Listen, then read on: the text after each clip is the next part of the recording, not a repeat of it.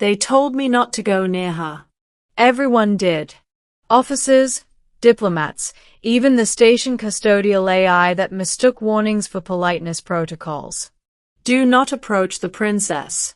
Do not initiate conversation. Do not make eye contact longer than necessary. The warnings came wrapped in different tones: fear, reverence, and something that sounded suspiciously like pity. So I did what a sensible human does when faced with an unknowable alien royal whose presence reportedly caused panic responses in 3 species. I sat down and minded my own business. The Aurelian concourse was designed to intimidate. Vast windows opened onto a blue-white star, light refracting through floating crystal lattices. Delegations from half the known systems gathered on tiered platforms, their banners hovering as holograms above them. The air carried the low murmur of translation fields and the soft chime of ceremonial instruments. I was Evan Mercer, Terran Systems Liaison, important-sounding title for a job that mostly involved fixing misunderstandings before they became wars. Humanity was still new to the Triarch Compact, and today's summit was our first as full members. And she was the reason tensions ran high. Princess Kalith of Vera. The Veran royal line was ancient, psionically potent, and unstable, according to every briefing. Kalith herself was rumored to be dangerous, her emotions said to trigger uncontrolled telepathic feedback. The official phrase was highly sensitive neural resonance. The unofficial one was people faint when she's upset. So when I took a seat on the lower tier, far from the royal dais, near a structural column with a decent view of the star, I thought I'd chosen the safest place in the room. I was wrong. I felt it before I saw her. The air shifted, like pressure before a storm. Conversations faltered. Translation fields hiccuped. A Veran honor guard parted silently, and Princess Kalith descended from the upper tier. She moved with quiet grace, each step deliberate, as if the floor itself awaited her permission. Her skin was a soft opalescent hue, catching the starlight and reflecting it in subtle gradients. Fine luminescent filaments traced along her temples and down her arms, pulsing faintly with a heartbeat. She did not look dangerous. She looked lonely. I kept my eyes on the star. "Don't go near her," echoed in my head. I wasn't planning to. That was when I sensed movement to my right. She sat down beside me. Not abruptly. Not dramatically. Just quietly. As if she had always intended to be there. The reaction around us was immediate and silent. Guards stiffened. Advisors froze mid-sentence. Somewhere behind me, a diplomat inhaled sharply and forgot to exhale. I didn't move. Out of fear? Maybe a little. Out of instinct? Mostly curiosity. Out of stubborn human refusal to panic? Definitely. For several seconds, neither of us spoke. The star flared gently beyond the glass, casting blue light across the concourse. I felt a faint warmth at my side. Not heat, exactly, but presence. "You are not afraid," she said at last. Her voice was soft, melodic, and closer than I expected.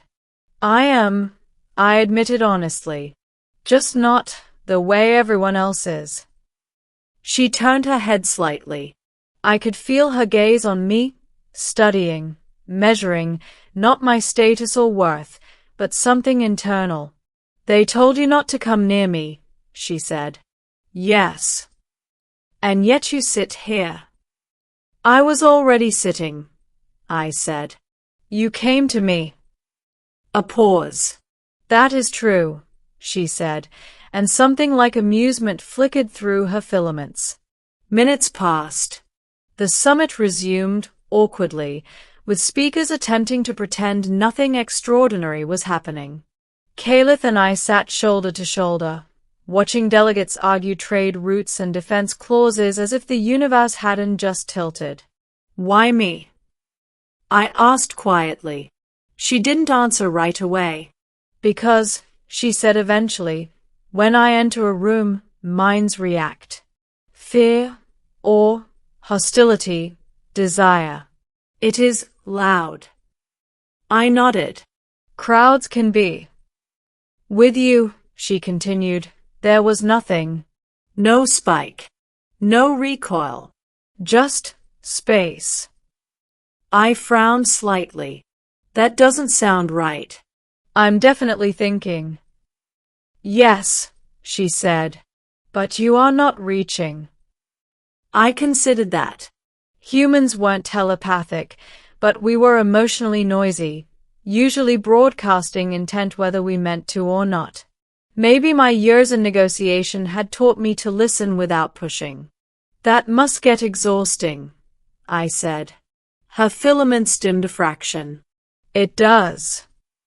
We fell into a companionable silence. I didn't try to impress her. Didn't ask invasive questions. Didn't treat her like a curiosity or a weapon. I just Saturday. Apparently, that mattered. The incident came midway through the summit. A minor delegate, new, overconfident, challenged Varen migration rights with a dismissive remark that translated poorly. I felt the shift immediately, like static before a lightning strike. Caliph stiffened. The air vibrated. Translation fields spiked. Several delegates clutched their heads as psychic pressure rippled outward. Instinct took over. I turned slightly toward her, not touching, just close enough to be present. Hey, I said softly. Breathe with me. She looked at me, startled. In, I continued quietly, drawing a slow breath. Out. The pressure eased, just a little. In, I said again. Out. Her filaments pulsed erratically, then began to synchronize with my breathing. The vibration faded. The concourse steadied. Silence followed. Heavy, stunned silence. Caliph exhaled shakily. I am sorry, she whispered. For what? I asked. For losing control. You didn't, I said. You caught it. Her eyes searched mine, vulnerable and unguarded. No one has ever said that to me.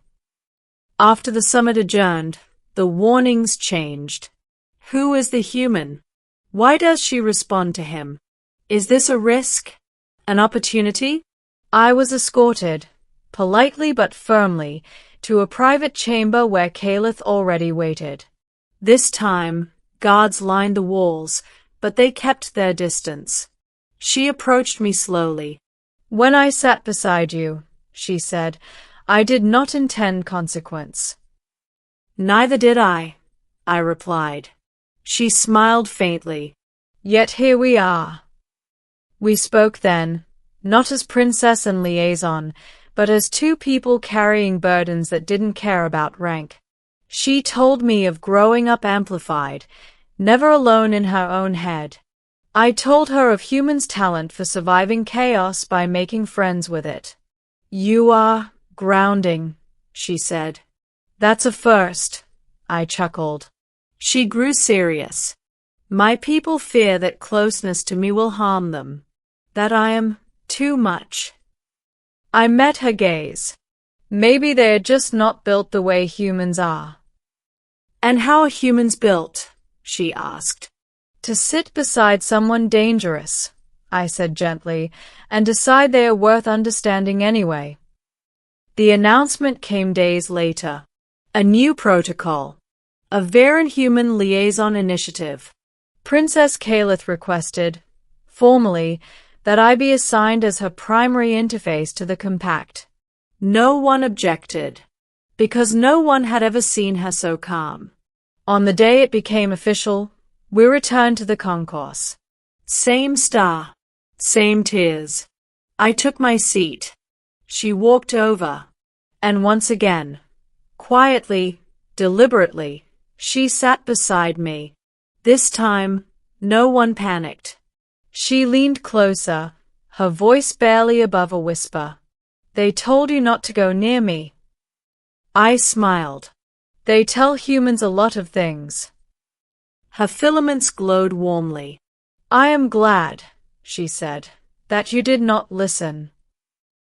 As the star flared beyond the glass and the galaxy adjusted its expectations, I realized something simple and profoundly human. Sometimes, the bravest thing you can do is not advance, not retreat, but stay seated and let someone choose you.